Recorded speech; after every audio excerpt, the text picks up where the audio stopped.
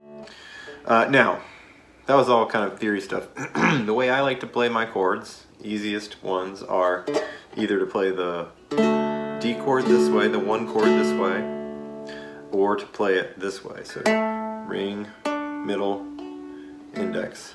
I like that one a lot because then you can control the sustain on it by just simply lifting your fingers. They're still resting on the strings, but the strings are now dead, right? So I like that one a lot for that reason.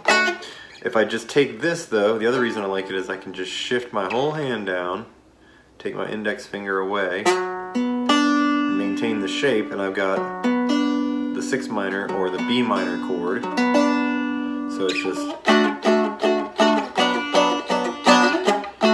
and that motion between either 6 minor and 1 or 1 and 6 minor is so stinking common. So you're going to need that. And then similarly, there's where your 4, the 4th of the scale, and then if you wanted the power chord of 4, then you'd bar right there. So you could do that. And I usually use my pinky.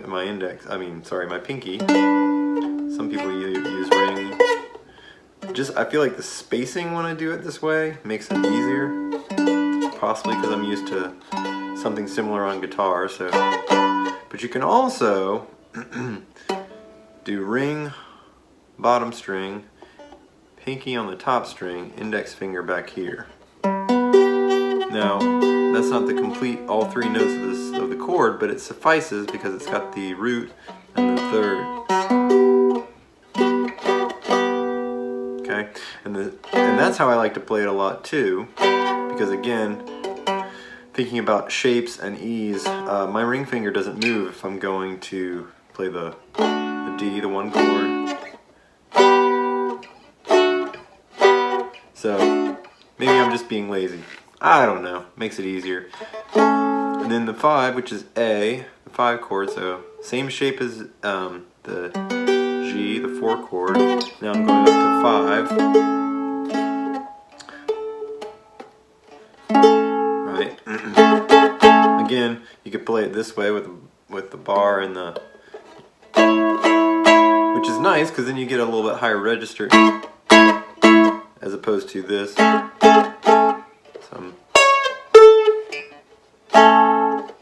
The other thing about this shape that's nice is I can move my pinky off, put my middle finger here, and I got a 5/7 chord, so a dominant 7 chord on the A, so it's an A7 chord, right? So then I've got a nice little.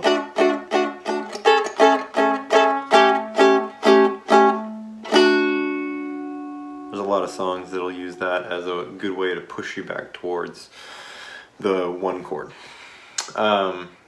Let's see, so I know that there's a lot of tabs probably out there that show you how to do what I just showed you a second ago.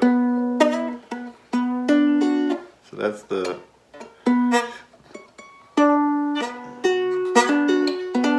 personally, it's fine. I'm sure there's something out there that you can use that for. I haven't run into it yet, but I'm a pretty simple guy who likes to just sing along with chords. So, and then you could just move that shape up and down, and you would just name the chord you're playing against the root note here. So this is a 5 chord. If I move it down again, I would just leave that off. So you could also play that with ring and index. So there's my 4 chord another way. In fact, that's nice because then you get the full chord, all 3 notes, instead of what I was doing before.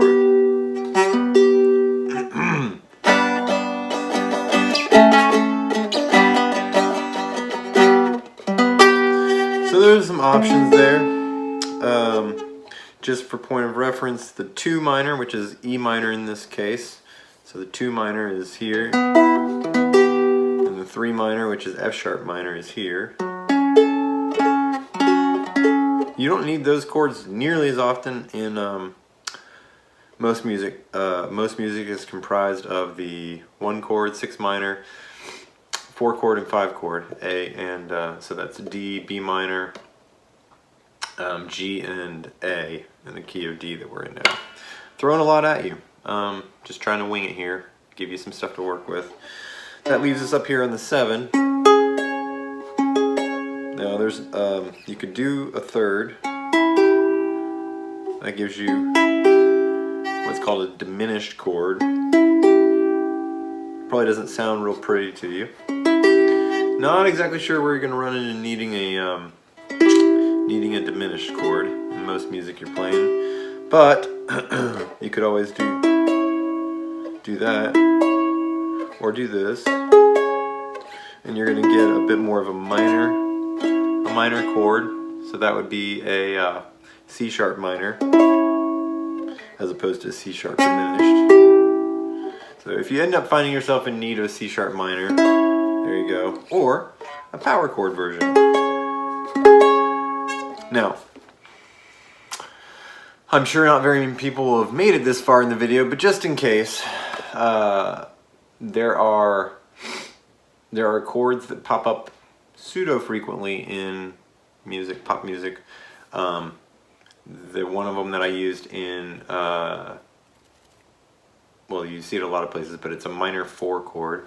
Can't play it on here. It's only a major. There's no, yep, see, it's still major sounding. Need a minor. Can't have a minor, so you've got to have the power chord. This is why power chords are helpful, because now we can imply a third.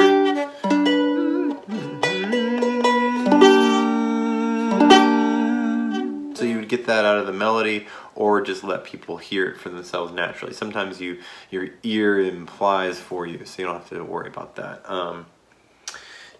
A good case in point would be that, where's that section of Follow You Into the Dark? Where it says, the blackest of rooms.